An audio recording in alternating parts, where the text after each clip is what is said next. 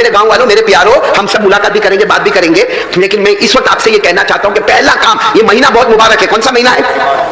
आवाज नहीं आ रही भाई।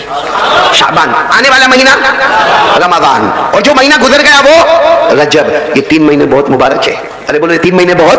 तो हमारे नबी ने 3 महीने के लिए अलग दुआ की, अलग दुआ की। हमारे नबी ने क्या दुआ की? जो महीना गुजर गया ना रजब, अल्लाह कहते इतना मुबारक महीना है, हमारे नबी कहते इतना मुबारक महीना है, जान माल में बहुत बरकत होती है। ये महीने के बारे में भी हमारे नबी ने फरमाया, ये शाबान महीने में जान माल में बहुत बरकत होती है। और आने वाला महीना हो, हमारे नबी ने क्या फरमाया? अव्वलुहु रहमा व औसतुहु मगफिरा व आखिरुहु इत्कुम मिनन नार। हमारे नबी सल्लल्लाहु अलैहि वसल्लम ने फरमाया, रमजान के पहले 10 दिन आएंगे, अल्लाह रहमत का दरिया बहाएगा, बोलो सुभान अल्लाह। दूसरे 10 दिन आएंगे, अल्लाह मग़फ़िरत का परवाना तक़सीम करेगा, बोलो सुभान अल्लाह। और तीसरे 10 दिन आएंगे, हमारे नबी ने फरमाया, मेरा उम्मती जहन्नम तो दूर की बात, जहन्नम का धुआं भी तेरे करीब नहीं आएगा।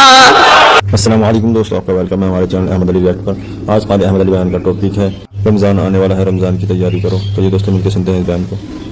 और ये 3 महीने को हमारे नबी ने अलग से, हाँ आप लोग भी ये मांगेंगे, मैं भी मांगूंगा। हमारे नबी ने कौन सी दुआ मांगी? अल्लाहुम्मा बारिक लना फी रजब व शाबान व बल्लिगना रमज़ान। आप लोग आमीन कह दो, आपको भी सवाब मिलेगा। हमारे नबी ने दुआ मांगी, अल्लाह जो हमारे यहाँ पे महीना गुजर गया रजब, अल्लाह उसमें बरकतें अता फरमा, बोलो आमीन। अल्लाह जो महीना शाबान में है, अल्लाह जान माल उमर में बरकत अता फरमा।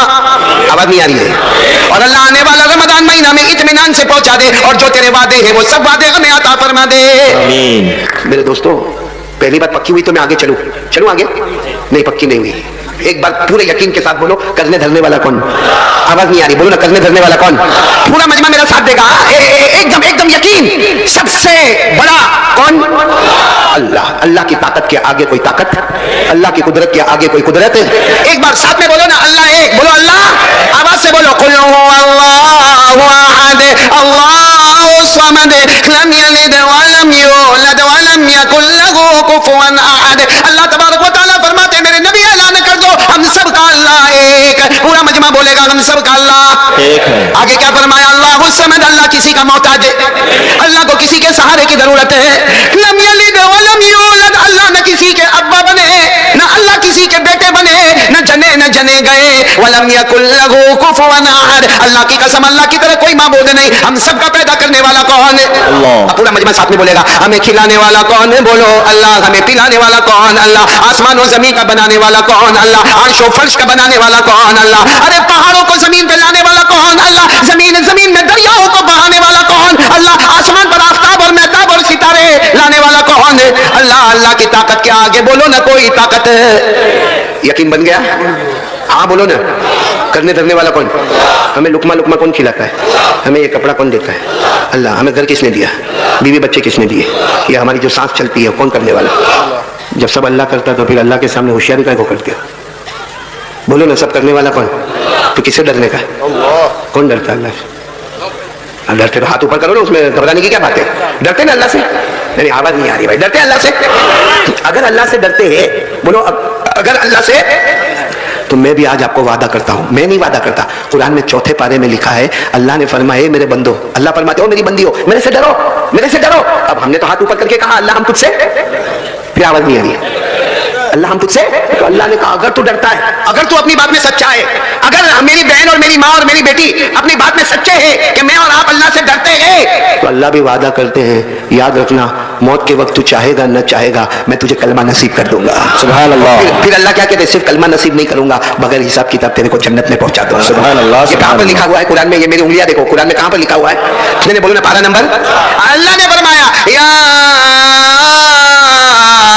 अय्युहल्लज़ीना आमनू तक़ुल्लाह हक़्क़ तुक़ातिह व ला तमूतुन्ना इल्ला व अंतुम मुस्लिमून। अल्लाह तबारक व तआला फरमाते, ईमान वाला मेरा बंदा, ईमान वाली मेरी बंदी, अल्लाह फरमाते मुझसे डरो। अगर हम हाथ उठाकर कहते हैं अल्लाह हम तुझसे डरते हैं, तो अल्लाह फरमाते वला तमूतुन्ना इल्ला व अंतुम मुस्लिमून। अल्लाह फरमाते जब मौत का वक्त आएगा तुझे कलमा नसीब करूंगा, बगैर हिसाब किताब के जन्नत में पहुंचाऊंगा। तो एक मरतबा फिर बोलो, कौन कौन डरता है अल्लाह से? जन्नत मिलेगी, जन्नत। और क्या मिलेगा? मौत के वक्त कलमा। दोनों हाथ ऊपर करके बोलो ना, अल्लाह से डरते हैं। बोलो अल्लाह से डरते हैं। डरते हैं? अरे हाँ बोलो या ना बोलो, डरते हैं ना, क्योंकि करने धरने वाला कौन? अभी हम बोले कि हमें खिलाने वाला कौन? अल्लाह। आसमान और जमीन का पैदा करने वाला कौन? अल्लाह। डरते हैं ना अल्लाह से, तो फिर मोबाइल पे गंदे काम काय को करते हो? उस वक्त अल्लाह कहाँ जाते हैं? एक बात बताओ, अल्लाह सो जाते रात को? नहीं, हाँ या ना? हमारा यकीन क्या बोलता है? अल्लाह सो जाते? तो फिर रात को 1 बजे मोबाइल पे जो गंदा करते हो तो अल्लाह नहीं देखते?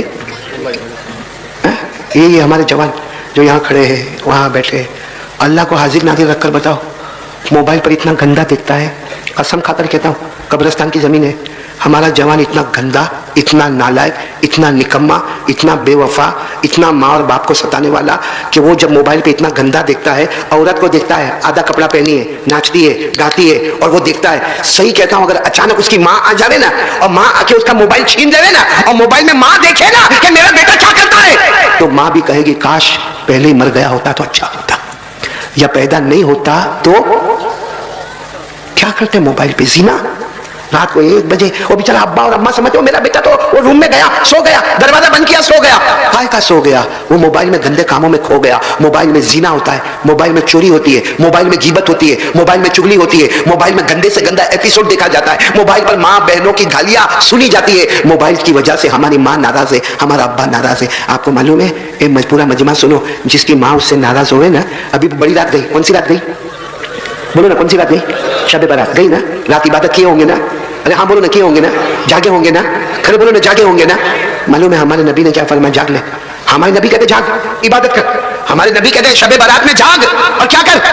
इबादत कर। दूसरे दिन रोजा भी रख। बहुत सारे लोगों ने रोजा भी रखा होगा, बोलो रखा कि नहीं रखा? हमारे नबी ने फरमाया वान अली रज़ियल्लाहु तआला अन्हु क़ाल क़ाल रसूलुल्लाह सल्लल्लाहु अलैहि वसल्लम इज़ा कानत लैलतुन निस्फ़ि मिन शाबान फ़क़ूमू लैलहा वसूमू नहारा औ कमा क़ाल रसूलुल्लाह सल्लल्लाहु अलैहि वसल्लम रवाहु इब्न माजा। हज़रत अली फरमाते मैंने अपने कानों से सुना, मेरे नबी ने फरमाया जब शब बारात यानी 15वीं शाबान वाली रात आए, हमारे नबी कहते जागो, इबादत करो और दूसरे दिन रोजा रखो। लेकिन एक हदीस में हमारे नबी ने क्या फरमाया? अगर कोई पूरी रात जागे, पूरी रात कुरान पढ़े, पूरी रात नफल पढ़े, पूरी रात अल्लाह माफ कर दे, अल्लाह माफ कर दे, अल्लाह माफ कर दे, तो हमारे नबी फरमाते हैं अगर इसकी माँ या इसका बाप इससे नाराज है, बोलो अगर इसकी माँ या इसका बाप इससे ये पूरी रात इबादत करे, दूसरे दिन रोजा रखे, हमारे नबी फरमाते हैं इसने पूरी रात इबादत की है, सिर्फ ये रात नहीं, आने वाले रमजान के सब रोजे रख ले, आने वाले रमजान की सब रातें जागे, शबे बारात में भी जागे, शबे कदर में भी जागे, ईद की रात में भी जागे। लेकिन अगर इसकी माँ और इसके अब्बा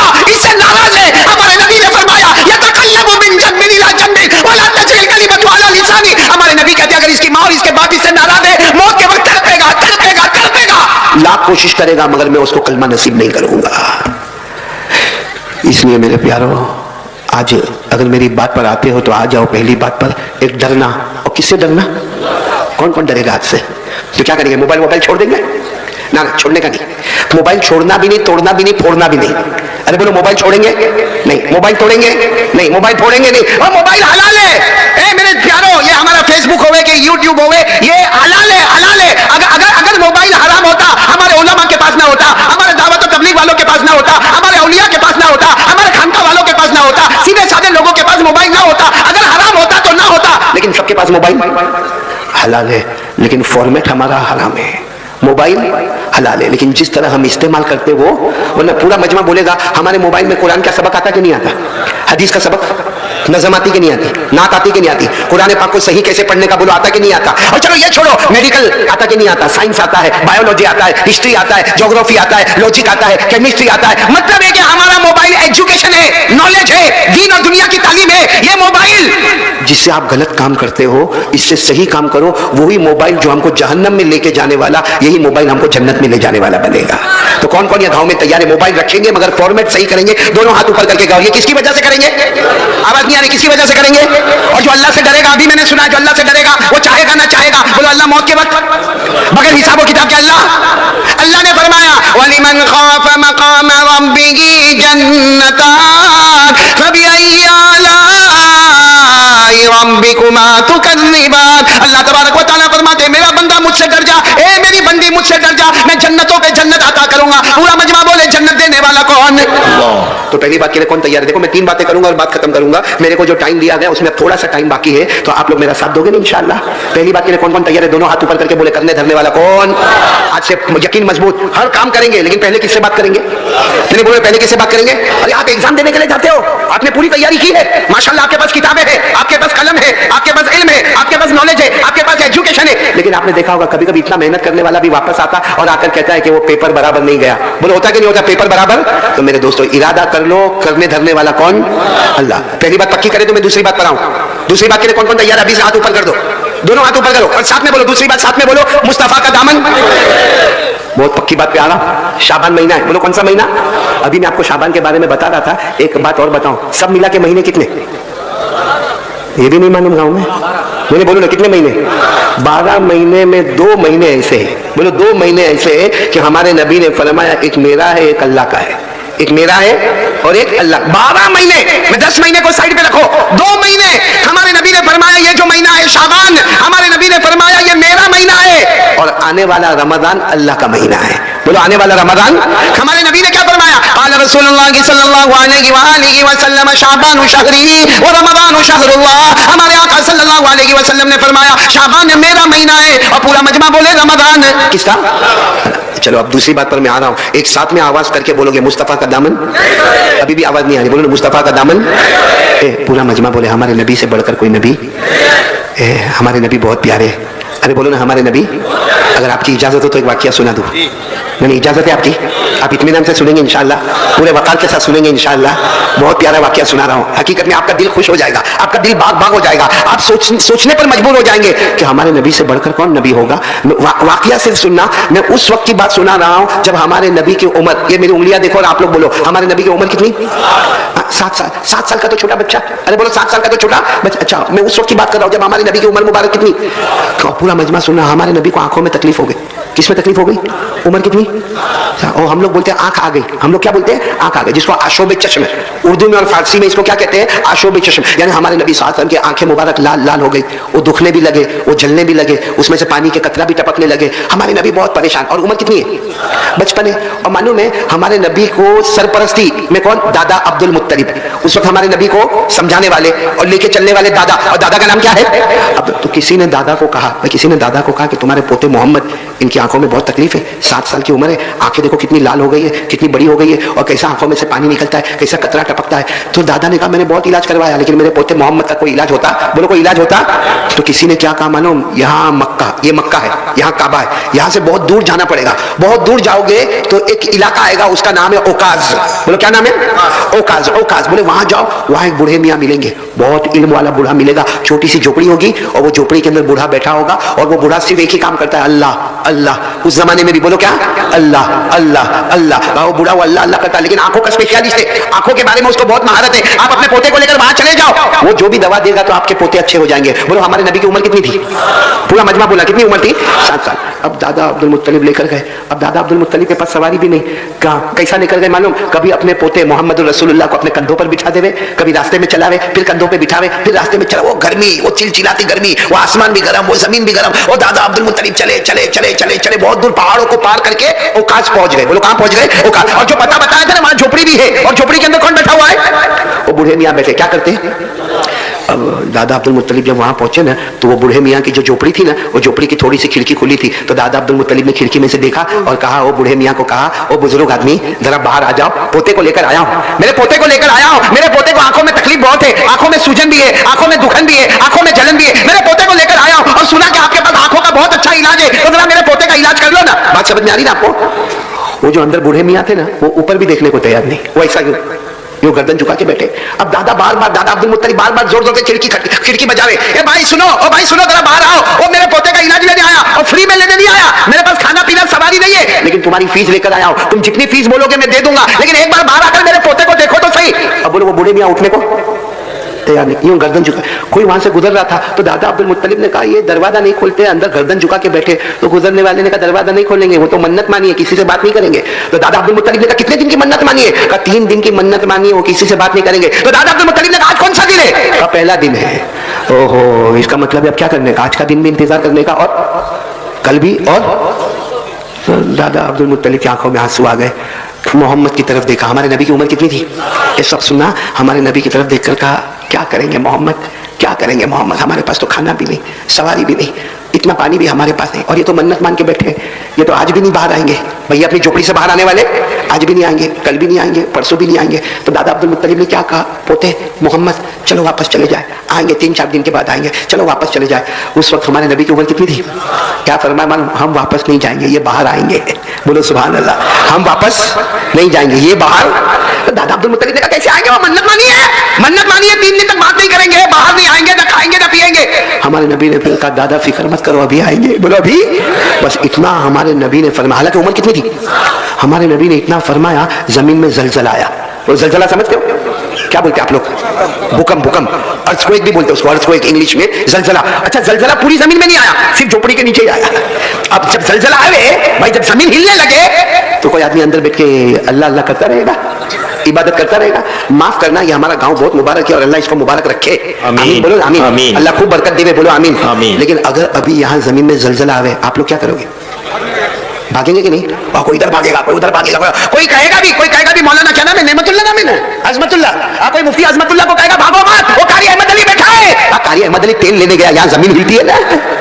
तो जलजला ऐसी चीज है कि भारी से भारी आदमी भी क्या करता है, भागता। अब वो झोपड़ी के नीचे जलजला आया, जैसा जलजला आया वो बूढ़े मियाँ की जब झोपड़ी हिलने लगी, वो खड़े हुए और जोर से दरवाजा पटक के खोला और बाहर आकर कहा क्या हो गया, क्या हो गया, क्या हो गया? दादा अब्दुल मुत्तलिब बाहर ही खड़े, देखा कुछ नहीं हुआ।